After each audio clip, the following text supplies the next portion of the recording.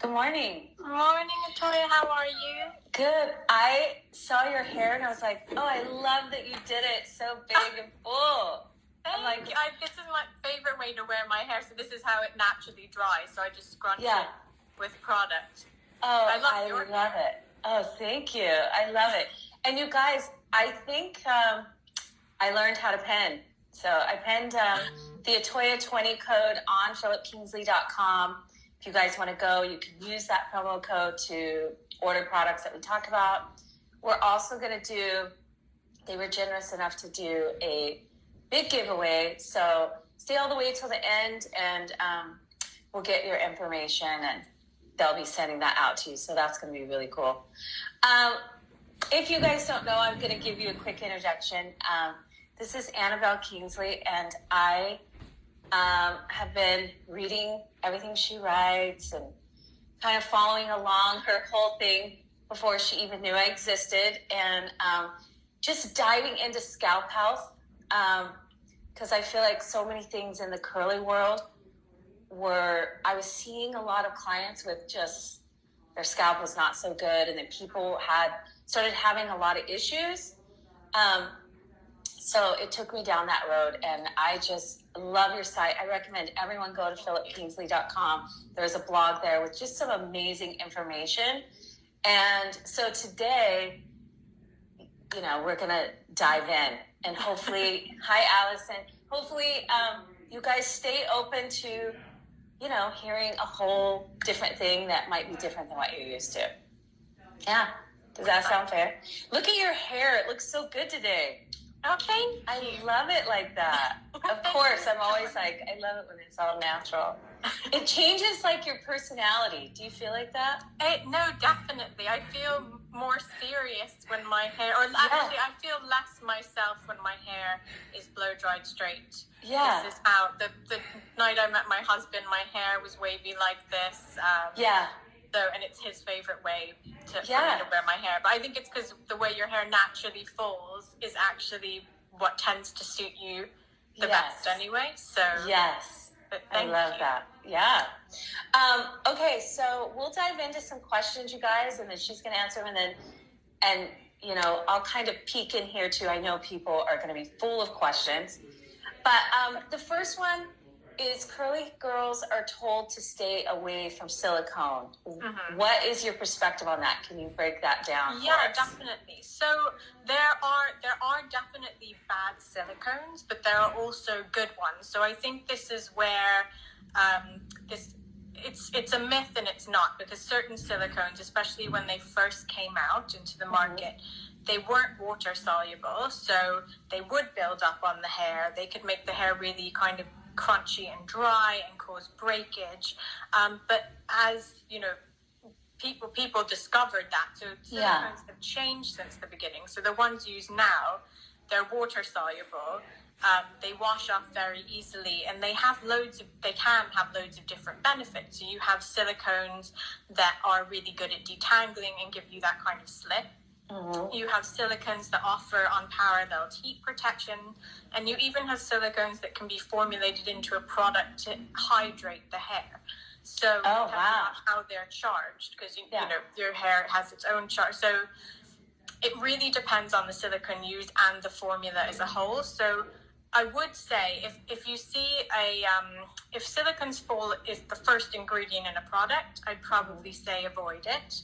But if it's, third, fourth down, it's fine, because it's not going to be in a huge amount. And also, from a good brand, they're going to be using good silicones. So is there different silicones that do certain things that you would suggest, like, dimethicone does this for the hair, strengthens the hair or something? So dimethicone is great. It's really good heat protection, and it's also good for smoothing the hair as well. Okay. But you don't want a product that's too heavy in dimethicone. So you want that kind of further down the ingredients list. And then you have different types of dimethicone as well. Oh, wow. So it gets really extensive.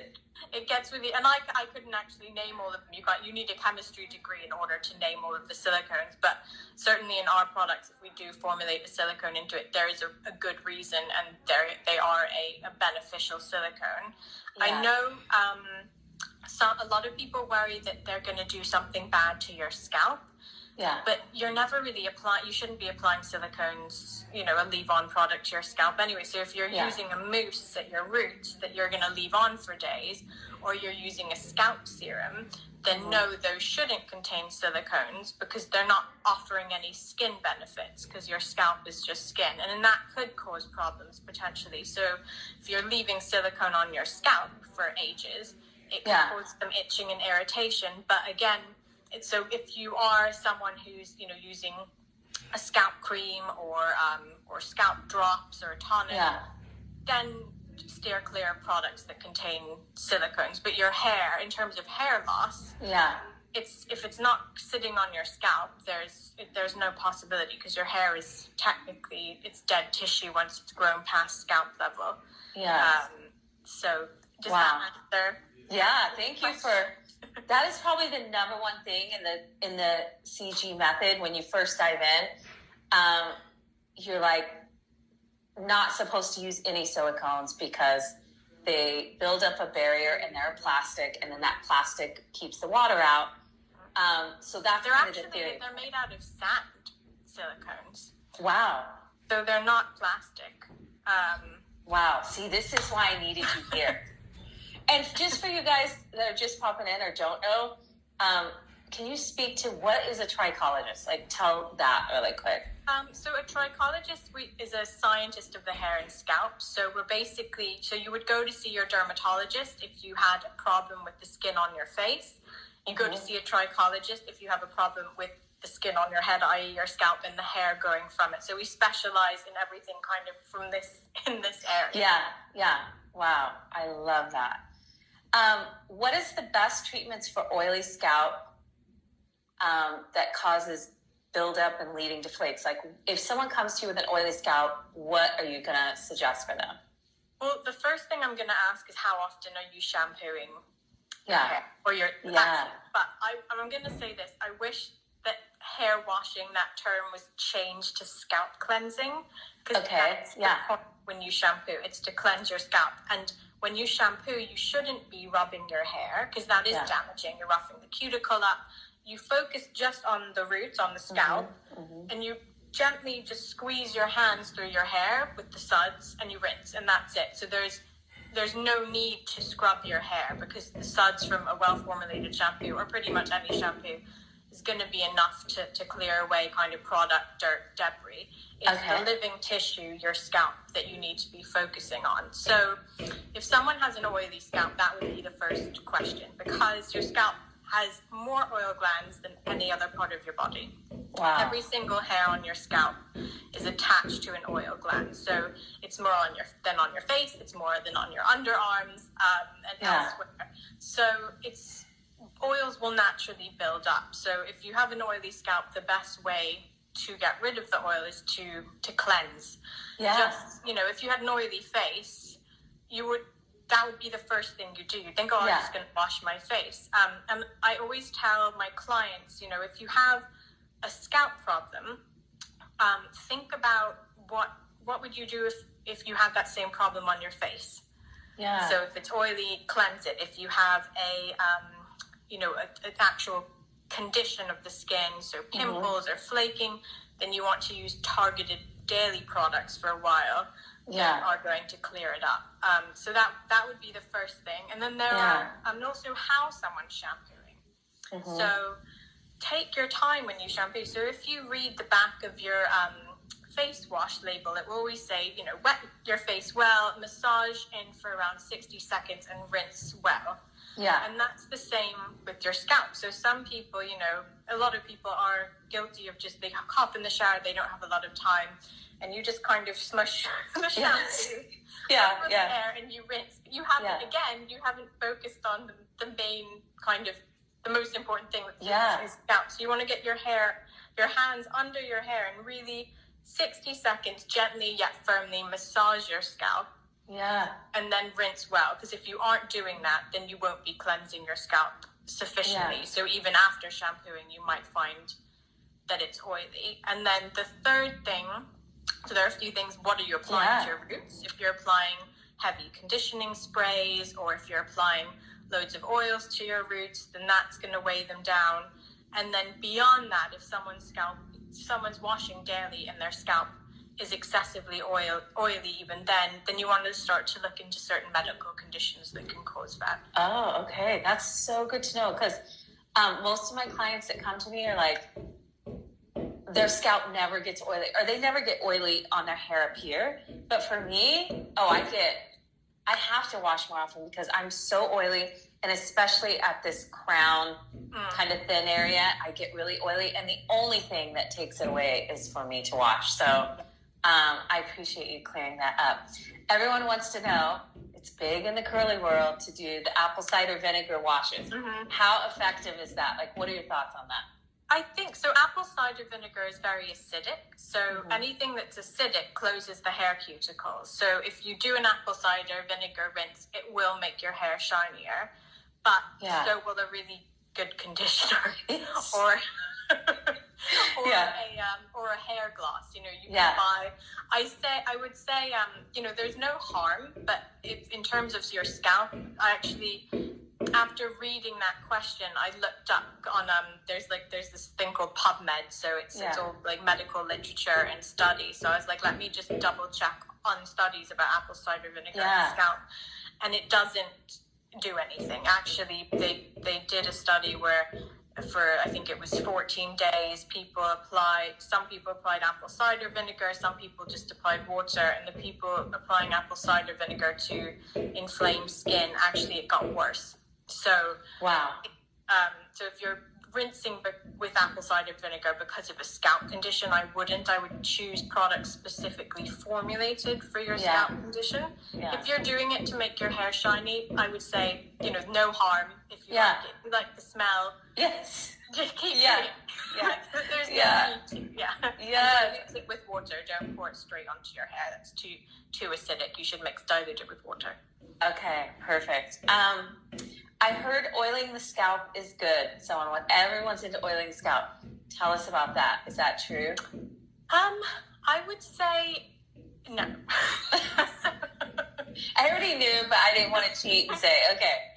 So your scalp, it produces a lot of oil anyway, so you don't really need to add extra. And if your skin is dry, it doesn't lack oil, it lacks water. So again, it can lack oil and water. But you want to use a product that is actually formulated with oil and water, so an emulsion, and those emulsions they're called creams. So it's an oil and water product. So you wouldn't just want to apply oil; you'd want to apply a pre-mix of oil and water. Oh wow, to a dry So scalp. good to know. Can essential oils help with hair loss? No, well, I'll put it this way. If you find it very relaxing and rubbing essential oils in de-stresses you, that could potentially be good, because high stress levels can affect hair growth. But in terms of whether the essential oils themselves will promote hair growth, no. Because if you're losing an excessive amount of hair, that's always the result of something that's going on internally. So it's usually something like you're not eating well, you have a nutritional deficiency. It could be due, I saw something about thyroid there, that you're hypo, so underactive or overactive thyroid. It can be due to illness, menopause, pregnancy, postpartum. So oils, putting something on your scalp, no matter what it is, isn't going to help with that. And then the other type of hair loss, which is really common in both men and women, is pattern hair loss, so androgenetic alopecia.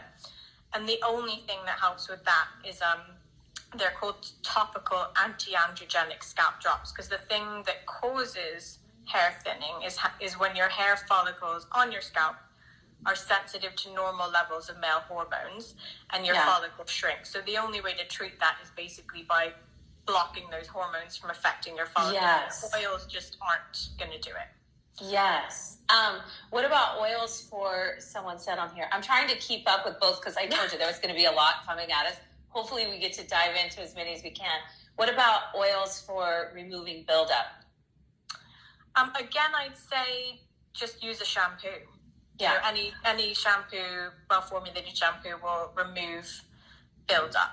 Yeah. And I think buildup is a term created by hair product companies so that they could then create an anti-buildup shampoo or a clarifying shampoo. And clarifying shampoos aren't necessary because all shampoos are clarifying. So just use one that's suitable for your hair texture and don't waste your money buying a separate shampoo to yes. Yeah. Yes. Thank you for saying that.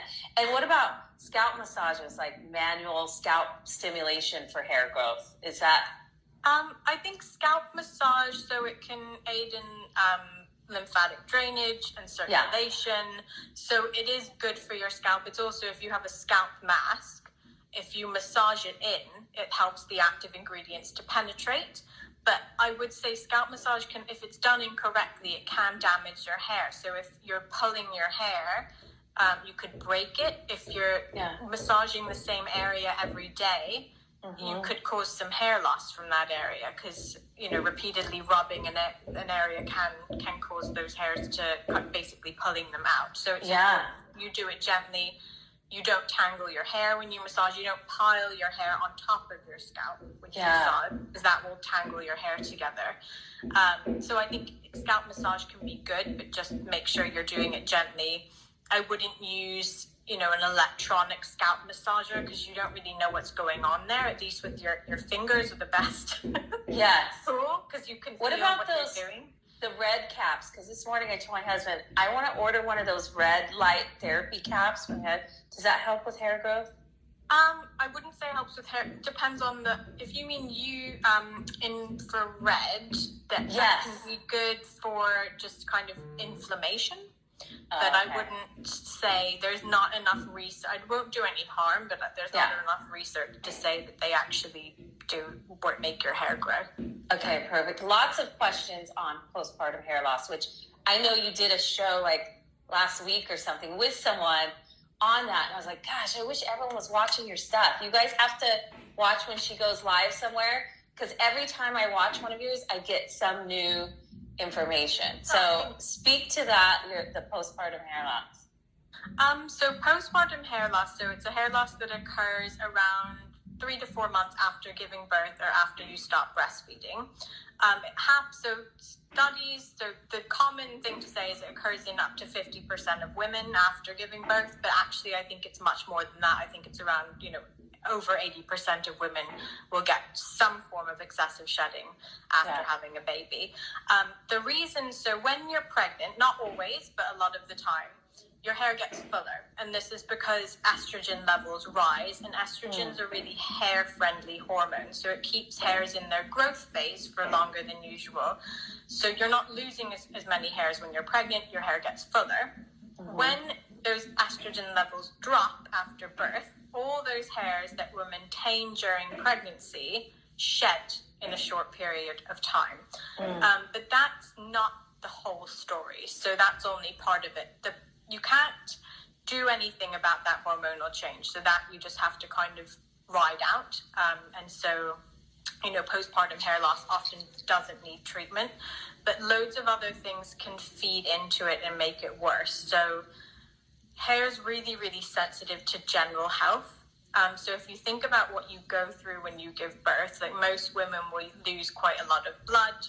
This can lead to iron deficiency and ferritin deficiency. Ferritin's a stored iron, and that can cause hair loss. It's really common towards the end of pregnancy to get vitamin D deficiency because your baby is taking it so that he or she can build their bones. And vitamin D deficiency can cause hair loss. And a lot of women will stop taking their supplements soon before or right after birth, so you can you're not protecting yourself anymore. The stress of having a baby itself can Yes. cause hair loss. Things like postpartum depression, which is really common and not in anyone's control, that can also, the stress of that can trigger excessive hair fall. And conditions that pop up during pregnancy sometimes, like thyroid conditions, like diabetes, that, and those normally occur in the third trimester, can then have a knock-on effect on your hair later on. So there, I would say, when people always say, what can I do about postpartum hair shedding? So I would say ride it out for 3 months. And if it continues, so if it continues for longer than, I would say, 4 months, the hair shedding, then there's probably one of those factors that's making it worse and making it continue for longer than it should. Yeah. But in the meantime, so, you know, look after yourself, not just the baby. So try and eat a healthy, balanced diet. Take nutritional supplements if you need to. You know, try and wash your hair regularly. I know it's hard with a newborn, but don't leave, 2 weeks between shampoos, or don't leave more than 3 days, I would say, between shampoos. Yeah. And those would be my tips. That leads us to the next question, which is perfect. People always ask. They want to know, how often should I be washing my hair for optimum scalp health? So can we just put this to rest? Yes. So I know I'm going to be getting a lot of people. Oh, yes. Yes. Yes. 5 times a day. No. Yes. So for scalp health, your scalp is skin. So we're not talking about the hair at the end. For scalp health, it would be daily. So just you take your scalp and your hair to the same place as you take your face and the rest of your body, and they get just as dirty. Your scalp's a living tissue. It sheds dead skin cells. Your scalp sweats. It produces oils. It has bacteria on it. So in terms of scalp health, daily. But I do know that is not, especially for women who have really curly, coarse, or thick hair. Yes. It's not realistic. And also, you have to think about what you're doing to your hair after you shampoo. So if you're heat styling every time you shampoo, the good of shampooing will outweigh will be outweighed by the damage of styling. So that's one thing to keep in mind. Some people love how their hair looks on the 3rd day. That's their favorite day. It's 3 days after they've shampooed. That's their, the golden hour. And I wouldn't want to take that away from someone. So if that's you, I would say it's fine as long as your scalp, you're not experiencing any scalp irritation. Yeah. So if your scalp isn't itchy or flaky, I would say 3 days is fine, but that would be, for me, for the health of your scalp, the absolute maximum. And also just check what shampoo you're using, because that will really influence it. If you have dry hair and you're using a shampoo that is drying, then it's not going to be great for your hair. So you should, if you have, you should base your shampoo on your hair texture. So if you have coiled curly hair, so we have a remoisturizing shampoo and a moisture extreme shampoo, and they're hydrating. So they're not going to dry your hair out. But if you had coiled curly hair and used our bodybuilding shampoo, you'd probably run into problems. Yeah. So that's formulated for someone with fine hair. So I would say never go for more than 3 days without shampooing. If you have a scalp condition like dandruff or seborrheic dermatitis or psoriasis, you should be shampooing daily for the health of your scalp, because those conditions can impact hair growth. And the only way to effectively clear a scalp condition is to apply targeted topicals every day. So what I said before, if you have acne, you have to use a skin condition. You have to use products every single day on your skin. A wash, a toner, maybe a weekly mask that is going to clear it. And once you've cleared it, then you can kind of pedal back a bit. So maybe you could do every other day or every 3 days. Yeah. Carla, I see a question about, she's saying daily, even for African-American scalps. That's what she's saying, is if you have a lot of hair, if it's thick or tight coils and you want to stretch it out to like that 4th day. But it's different if we're talking about this hair. This than scalp health. I mean, that can be totally different, but still adapt to your lifestyle, obviously. Yeah.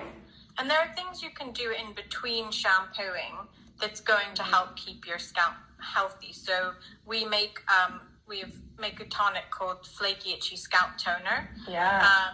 And so you can apply that after you shampoo, condition and towel dry your hair, but also you can apply it between washes to cool and soothe your scalp. It's antimicrobial. Oh, so, if you have, really coiled, curly hair, and African-American hair, then that would be something that I would say would be useful to do, because I would never ask someone with that hair texture to shampoo daily, because it's too much. Yeah, not realistic, and it's too much. Yeah, perfect. Okay, is buildup a real thing? You already addressed if we need a clarifier, but everyone always wants to talk about buildup. Can we talk a little bit about that? Yeah, of course. So buildup, I mean, it's like if you kept caking makeup on every day, you're gonna get a buildup of it. But then it's gonna, once you wash your face, it's gone. Then it's fine. If you've gone for many days without shampooing and you have a lot of product on your hair, I would just say, shampoo twice. The same with your face. If you have loads of makeup on, one wash often isn't going to cut it. You're still going to have bits of mascara or foundation in certain spots, and you'll have to double cleanse. So if you have loads of product on your hair, just double cleanse, and that will be enough. Perfect. So we don't really need to worry about the clarifier thing. We cleared that up. How common is female hair loss, and does that change with age? It's so common. So female, it's thought that, a lot of people think it just affects men, but it affects men and women equally. It just affects men to a greater extent. So what I said before is that, pattern hair loss, also called hair thinning or androgenetic thinning, occurs when hair follicles on your scalp are sensitive to normal levels of male hormones. Men have higher levels of male hormones than women, which is why they'll have kind of worse presentation of hair than a woman would. But it's so common, it can occur as soon as someone hits puberty, because that's when we start producing testosterone, both men and women. Yeah. So I see women who are 16, 17, 18. I see a lot of women in their 20s and 30s. And it all, when or if you notice it, is all down to genes. So if you have that genetic predisposition. If you have a really strong genetic predisposition, that's when you'll probably find you notice your hair is reducing in density in your 20s. If you don't, you'll notice it later in life. In terms of age, everyone's hair will diminish in quality as they get older. Just like our skin changes, our muscle tone changes, the quality of our hair changes. So you'll never have hair that's as thick in your 70s as you did in your 20s. And I think the thickest head of hair we have is when we're about 16 years old, when we don't really care. Yes. Oh my gosh. Yes. I look back at those pictures and I'm like, it's such great hair. Yeah. But anything that impacts hormones can kind of speed up this type of hair loss. So there's puberty, there's pregnancy, and then there's menopause, and then there's also oral contraceptive pills. So certain ones can be good for your hair, and certain ones can actually have the opposite effect and thin your hair. Yes. I'm going to answer this question really quick, because sometimes I see stuff pop up and I'm like, oh man. So in the curly world, all everyone wants to know is, what about my protein moisture ratio? And everyone's doing the rice water rinses to help with the protein levels. Like, is that a real thing? Should we worry about that? I think no, but I want to hear from you, because rice water, it's high protein. It can definitely give your hair a thicker feel and appearance, because it kind of coats your hair, but you don't, in terms of growth, you don't have to. I wouldn't worry about that. Yeah, thank you for clarifying that. Someone said they're very close to menopause and seeing thinning at the temples and at the crown. Is that normal? That is completely normal. Yes. So when you notice hair thinning, it's normally been going on for around 5 years before you even notice it, because it's a really slow and gradual loss of density. So what happens, let's say you have a scalp that is growing thumbs. The follicle shrinks gradually, and those thumbs then eventually they turn into pinkies. And that takes a long time. So the thumb grows for 3 years, falls out, the next hair is ever so slightly finer and shorter. That falls out after 2.5 years, and then so it progresses. And so you have to have lost quite a good amount of density to even before you notice it. So if you notice it at menopause, it would have started before menopause, so perimenopause, when hormone levels actually start to shift. There are things you can do, and the sooner you address it, the better, because this type of hair loss is a progressive hair loss, because it is genetic, so you can't switch your genes off. So from our range, we have scalp drops called Tricho 7, and they're stimulating and they're anti-androgenic. And you apply them every day, and you'd apply them to this area of scalp here. We also have prescription-only clinic scalp drops, which you need a telephone consultation for. And those do the same thing, but they're kind of medical grade, so they're Wow. My hair, by the time I realized that, like, whoa, half my density, it seems like it just all of a sudden happened, but that's good to know that it was probably happening a long time before I noticed. Are sulfates damaging to the hair? Sulfates are another big no-no in the curl community. Depends which ones. So sodium lauryl sulfate is quite harsh, and it can be quite drying on the hair. But then there are sulfates which are really mild. So there's laureth sulfates, and those are much more mild than lauryl sulfates. So I would say to avoid laurels, but otherwise they're not going to do damage. Okay. Someone said, I rarely use shampoo, but my scalp is always dry. With a question mark. That could be why your scalp is dry, actually. Yeah. That's what I thought, but I love it when you say it. It's like my favorite thing. Yes. Because again, water, your skin, your scalp, which is skin, needs water, moisture. So I think if you started to shampoo more frequently, you would actually find that your scalp isn't as dry. Also, your scalp sheds dead skin cells. So you're shedding dead skin cells all over, but on your arms, your clothes rub against it, they're shed. On your legs, they're shed. But on your scalp, there's nowhere for them to go, so they'll shed and they'll just sit in the roots until you shampoo and rinse them away.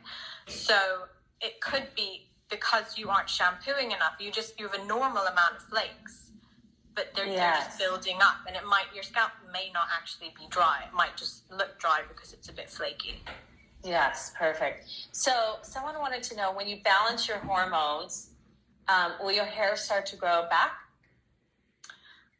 So if your hair loss is caused by a hormonal imbalance, so that's different than, so like something like polycystic ovarian syndrome, which can raise male hormone levels. Once you take medication to fix that, then yes, your hair will. Thyroid hormone are also hormones, so that can apply to thyroid problems. But in terms of just general, the most common type of reduced hair volume or hair thinning, that's not due to a hormonal imbalance. That's due to having a hormonal sensitivity. So it's not that you've too many male hormones, it's that you're overly sensitive to normal levels. So the treatment is topical, so it's blocking basically male hormones from having an effect on the hair follicle. Okay, good to know.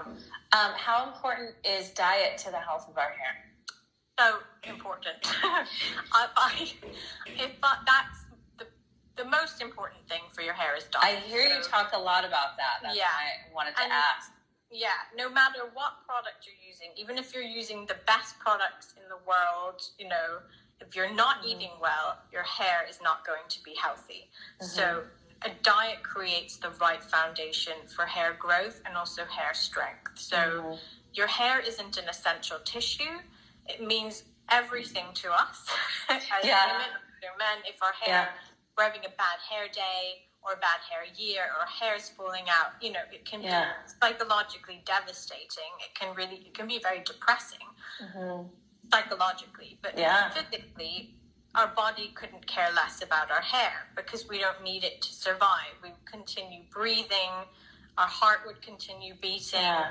You know, if all our hair were to fall out, even skin is essential tissue. So, in the kind of totem pole of where your body, what your body prioritizes, hair is the very last of the list. So, whatever you eat first goes to every other part of you. And if there's anything left over, then your hair gets it.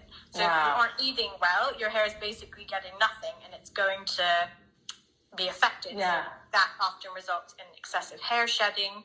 If you're not eating enough protein, not only can it cause shedding, but it can also affect the actual integrity of the hair growing. So we talked about protein before and applying protein, but what's most important is actually intaking protein, because those are the building blocks of your strands. So if you're not eating, you know, enough protein at breakfast and lunch, your hair, the structure of it is going to be impacted. So I always say to clients, have approximately a palm-sized portion of protein with your breakfast and lunch, because that's the amount that your hair needs. And always eat complex carbohydrates. Don't go on fad diets, because your hair, so hair cells, fact for you, are the second fastest growing cells your body makes. And if you think about chemotherapy, so you know when you take chemotherapy drugs, they target rapidly dividing cancer cells. But that's why your hair falls out, because your hair cells divide so rapidly. Cancer drugs, chemotherapy drugs also target your hair cells, which is why it comes out. So the energy requirements of your hair are huge. And the thing that gives your hair energy, or easily accessible energy, is complex carbohydrates. So things like whole wheat toast. If everyone's making banana bread at the moment, do it with whole wheat flour, put some peanut butter on it for protein, and you're good to go. So diet is, you know, it is key to hair growth. And other things to think about are your iron levels. So ferritin, which is a stored iron, it's one of the most common causes of hair loss in women, especially women who are menstruating, because you lose blood every month, you're losing iron. And it particularly affects these areas here. So if I have a young woman who has quite good density, but at the temples, actually, because my ferritin dropped, because I'm pregnant, my she's having a baby. If you see these little wispy bits, that's from low ferritin. And and it can spread all the way around here. So that isn't always pattern hair loss. It can simply be that your ferritin levels are low. Does pattern hair loss kind of more in here? Yeah, it's kind of diffuse. So with men, it's more of an actual pattern. So they get here, and they get maybe a denuded area at the back. With women, it's more kind of generalized. And then with ferritin deficiency or iron, you know, up your eat iron-rich foods, so things like red meat, dark leafy greens, beetroot, dried apricots, and take an iron supplement, because that's one of the things you can't fix through diet alone, is an iron deficiency. You have to take a nutritional supplement. So someone's asking, Polly said, I would love to know more. Do you have a book? You guys, you can go to philipkingsley.com. I even penned it on here. And there's a code, Atoya20. It's on there where you can save 20% off these products. And we're going to do a giveaway. But there is a blog there that I think I've read every single one. I even went to, it was your father, right, who kind of started this. And I've even been and found old videos on YouTube, and just to learn and absorb all of this, because it is like, yes, we're encouraging you, write the book. But for now, you guys can go read the blog, and there's a lot of information on there. So I wanted to say that really quick. Just in terms of supplements, so we have a really good all-round multivitamin and mineral supplement called Trico Complex. It comes in a box like this. Okay. And we at our clinics, when we see people for consultation, we always send them for blood tests. So our supplements are based on literally tens of thousands of blood tests that we've analyzed. And all of the levels of vitamins and minerals in our supplements are geared specifically towards the hair. And so not too much, because you don't want to take too high a dose of something. And also equally, you don't want too low a dose. So I would say if you think that nutrition might be playing a part in your hair's health, this is a really good one to take. Perfect. Because you don't have to add anything else to it. Oh, wow. That is so awesome. How do you know if it's dandruff or dry scalp, and do you treat them the same? That's what someone asked. So dandruff is almost always oily. It's not dry. So okay. And so dandruff is a recurring scalp condition. So you can never cure dandruff, but you can manage it. So if you're prone to dandruff, it will usually flare up when you're stressed, when maybe around the time of your period. It will be itchy. The flakes will usually be quite sticky. They might sometimes be yellow in color. A dry scalp doesn't really reoccur, except maybe you always find you get it in winter when the central heating goes on, or maybe you always get it at the end of summer because you sunburn your scalp. Yeah. So a dry scalp, it would be very, very dusty, fine flakes, and it wouldn't be something you'd get that often. It would be kind of really obvious, like, I sat in a really central room, or it was super windy outside, and that dried out my scalp. But it's more likely, dandruff is much more common than a dry scalp, actually, because your scalp is such an oily environment. Dandruff's other name is seborrheic dermatitis, so that's its kind of medical name. Okay. And it's seborrheic. It means oil, so it's an oily dermatitis. Because your scalp produces a lot of oil. So I'd say if in doubt, you probably have dandruff and not a dry scalp. Perfect. So the last one I have on here was, so a lot of people ask, is it true if we give up shampoo that our scalp is going to rebalance itself with our natural oils and just it'll all work out? No. Do you know that I mean, years ago when I started into this, I read that, I believed it. I thought, okay, I'm going to give up. And I gave up shampoo. I kind of just used like a conditioning cleanser it was about 2 years. I was diehard into this. And then the more I started seeing clients that I was recommending this thing to, I was seeing all kinds of messes. My hair never changed. Finally, I just started washing, and it was like, oh, this is great. This is really great. So that is a myth, you guys. Someone asked earlier, who is a hairstylist, that she wanted to know what goes into being a trichologist. I want to be one now, too. I'm like, can I move there and work with you guys? I'm so fascinated by it. But do you, have to go to school for it?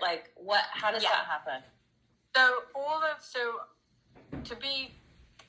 unfortunately, actually, at the moment, anyone can call themselves a trichologist. So that's the truth. You don't have to go to school. You can do an online course that takes 2 weeks, and they're like, you're now a trichologist, which is quite frustrating. And we're actually working at the moment to try and standardize it. So that's a whole different topic. But so Philip Kingsley trichologists, we all have studied at the Institute of Trichologists in London, and that is a 2-year course.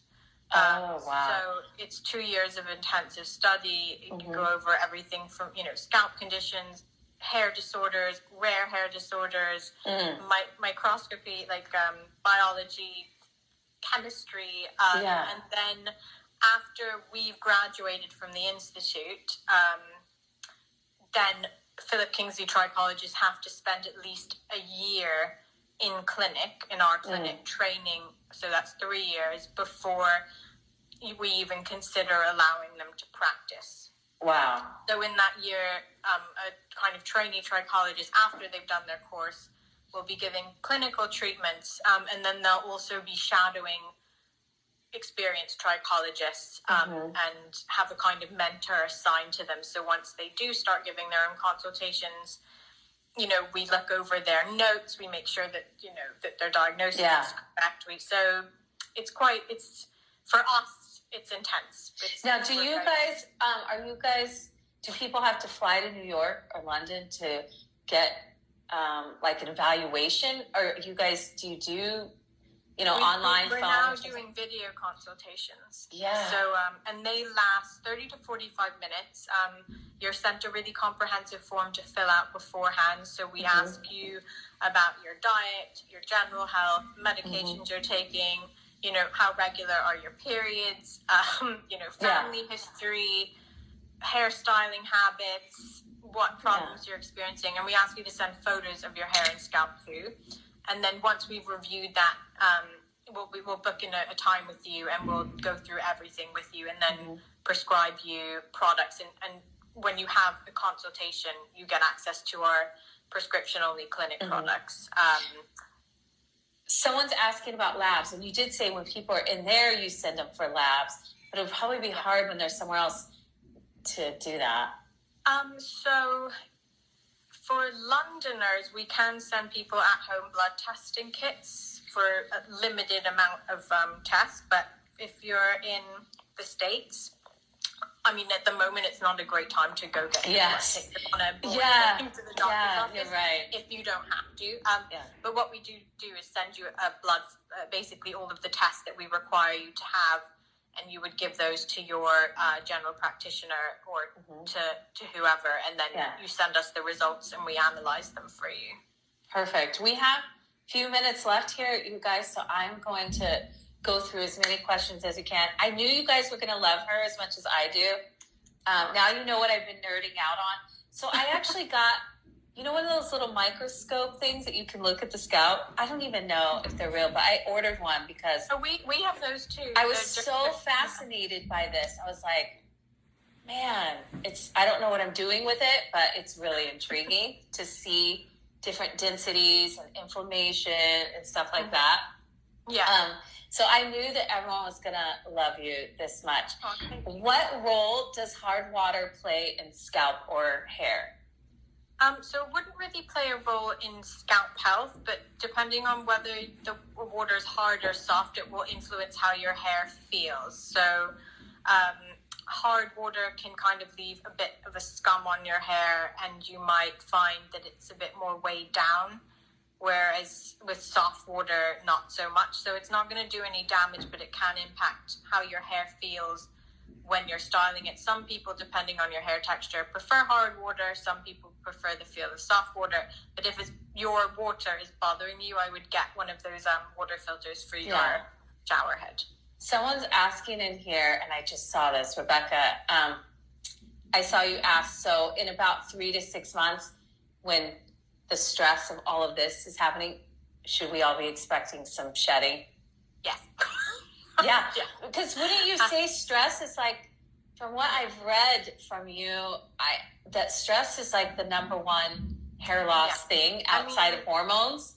Yeah, well, it's stress hormone, cortisol. So it affects stress impacts your hormone levels. So it can cause hair loss. It can also affect how our body absorbs nutrients, which again can cause hair loss. And also it can impact our scalp. So if you're prone to dandruff, stress is like something that often flares it up, and then that dandruff can actually cause hair loss.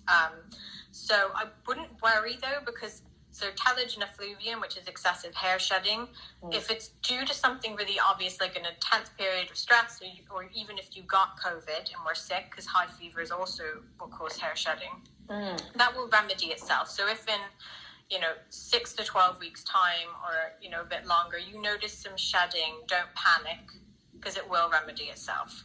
Okay, perfect. And your hair doesn't damage the hair follicles, your hair will grow back. Okay, good to know. Someone's asking, what advice for, I don't know how to pronounce it. Seborrheic dermatitis. Yes, on the scalp. Yeah, so that's basically dandruff, or dandruff's big brother. So treat it as you would a skin condition. So you would want to use, every day, shampoo with a targeted antimicrobial shampoo. So from our range, that would be our flaky itchy scalp shampoo. it's not like medicated anti-dandruff shampoo, so it doesn't strip your hair. It's suitable for daily use. It smells of green apples. I use it probably 3 times a week because I'm prone to dandruff. Doesn't dry your hair out. So use that every day until your symptoms clear, and then go to every other day. And then apply an antimicrobial scalp toner to your scalp. So we have a range called Flaky Itchy Scalp. So it comes with a shampoo, a toner, and also a mask, a scalp mask that you'd use once a week. So do that until your symptoms clear, and then you can kind of taper off and go back to your regular routine and just use those products as necessary. Look at your diet as well, because seborrheic dermatitis can be linked to what you're eating. So things like full fat cheese, really spicy or sugary foods, members of the nightshade family, like red peppers, eggplant, cooked tomatoes. Some people find that flares up their scalp. So have a look at your diet and work out what your trigger foods might be by process of elimination. And another thing is stress. So try and keep your stress levels down, because that will also be flaring up with seborrheic dermatitis. Yeah. I had wrote you a long time ago one time, and you wrote back, which was so nice, about, there's this big controversy about a certain brand. I'm not even going to mention it, but everyone's saying, oh, I used it and then my hair is falling out. Is that a common thing, that a product or a plastic that the product was actually in would make your hair fall out? I mean, I wouldn't say it would be. Yeah. It sounds like it's more stress, hormones, diet, genetics. Yeah. Seems like it's kind of the thing. So someone had asked that. And you guys, we have like about 9 more minutes here, and I know it'll kick us off. So again, I just want to say, philippkingsley.com. I pinned it here, which you guys know is the first time I've ever pinned something. So you should be really proud of me. I feel honored. It's the first time I've ever pinned something. So Atoya20 is the code to save 20% off. So if you want to, go to their website, look at these products. Especially, I'm loving all these supplements, like to help with, this hair loss. For me, it's perimenopause kind of thing. And you guys can head over there. And same, that's where the blog is too, on philippkingsley.com, right? Yeah. Yes. So we have the blog, and we have the hair guide as well. So the blog, the hair guide has more kind of, if you want to know about hair loss, scalp disorders in a more scientific way, and the blog is slightly concurrently now, probably not when you read it, but like years ago, but it's slightly more playful now. Someone's asking, how long will the cold last for? And I didn't ask, because you guys know I'm technically challenged. I'm not even sure, but I'll post it on my page somewhere. I'll ask. Yeah. We'll see how long that. And we are going to pick someone for a giveaway too. Yes. Let me I just saw someone ask if they can use Flaky Itchy Scalp Shampoo for oily, flaky scalp. So yes, that's exactly what it's for. We don't have a Flaky Itchy Scalp conditioner as of yet, but you don't apply conditioner to your scalp. You shouldn't apply it onto the actual skin anyway, because that's not what it's formulated for. Yes. Seborrheic dermatitis is a type of eczema. So dermatitis, it's also called seborrheic. Oh, okay. Wow. Good to know. Yeah, you guys, it's the curl regime is going to be the Moisture Extreme shampoo, the Moisture Extreme conditioner, the Elasticizer, damage defense conditioning spray, curl activators, itchy scalp shampoo, itchy scalp toner. I mean, this is so generous of you guys. Yes, so generous. You guys, I'm really excited for that. And can you talk just for a minute? I see all this stuff about the Elasticizer. I don't really get it. What is that? Seems like your best seller. Yes, it's our hair product. It's a pre-shampoo conditioning treatment. So you apply it to damp hair at least 20 minutes before you shampoo, but I often sleep with it in overnight at the moment because I'm not going anywhere. Yeah. I put it on first thing in the morning, leave it in all day, and shampoo and condition it out in the evening. It's called Elasticizer because it adds elasticity to your hair, so your hair should stretch to a third of its length when it's wet before breaking. Usually it doesn't do this because of the things we do to our hair. So this increases the elasticity. It plumps the hair shaft with water, but it also contains castor oil and olive oil, so that is really good lubricant, and it also helps to seal the water into your hair. And it contains elastin, which is a protein, and it increases your hair stretch. It was originally formulated for Audrey Hepburn. I was going to say, wasn't it like her thing? Yeah. Yes. So she had great hair, but it was really dry from all the damage done to it on set. We did it as a pre-shampoo treatment because it doesn't weigh your hair down. So all of the active ingredients, all the goodness is absorbed when you're wearing it, and then you wash any excess heavy residue away. Yeah. So your hair's just left really bouncy. It's great for curl retention because when your hair's plump with moisture and it's more elastic, your curls form better. Yeah. So if you think, if you have curly hair and you color it, the curls kind of after a while of coloring it, they drop. They're never quite as springy, but that's because the elasticity's been affected. So this really helps with curl retention. I actually style with Elasticizer sometimes. So I'll put a tiny bit into the palms of my hands and just scrunch it into damp hair, and that will also help with curl retention as well, but only a tiny bit. Wow. Someone asked, does a wet scalp overnight contribute to bacterial growth? No. And it will dry. Your scalp will dry, but your hair might be left damp for a while, but your scalp will dry. Perfect. You guys, thank you for hanging out.